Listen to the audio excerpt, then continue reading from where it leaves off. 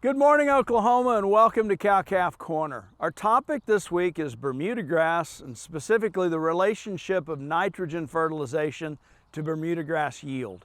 Now, we know that prices have spiked on urea fertilizer and all types of fertilizer in the past couple of months. But the point is, Bermudagrass is really an essential part of beef production in the state of Oklahoma. And the nice thing about Bermudagrass, if we get moisture, and we apply fertilizer and a herbicide to control weed growth, the relationship of nitrogen fertilization on Bermudagrass is linear, meaning that with weed control, adequate moisture, the more nitrogen we put on, the more grass we're going to yield.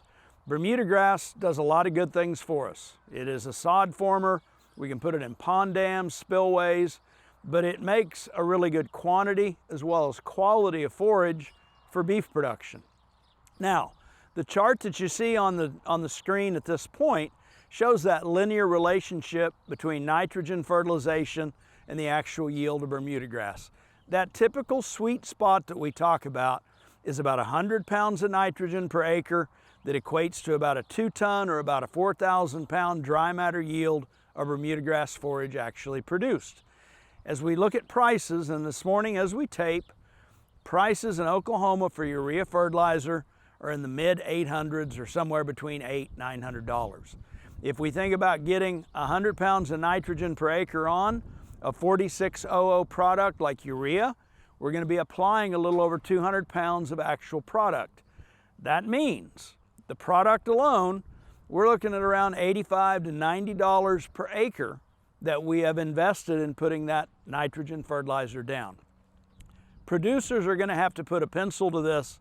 We're going to have to determine for ourselves where we want to be as far as that yield equation. We know that nitrogen fertilizer is going to cost more this year, but the point is, for all the good that Bermudagrass can do us, that baseline of no nitrogen fertilization leaves us a little limited with regard to production. So do the math, look at that chart. It's very handy to plan, budget, and try to anticipate what the forage needs we have this year. Think about cow inventory, stocker calves, what is the mature size of those cows relative to how much forage we actually need to produce. Get some nitrogen down. I don't think we're going to outguess the market, but it is the time of year when we need to get that nitrogen down as spring rains come. We want to be ahead of the game on that and capitalize on that moisture as it arrives here in the next few weeks. I hope this helps, and as always, thanks for joining us on Cow-Calf Corner.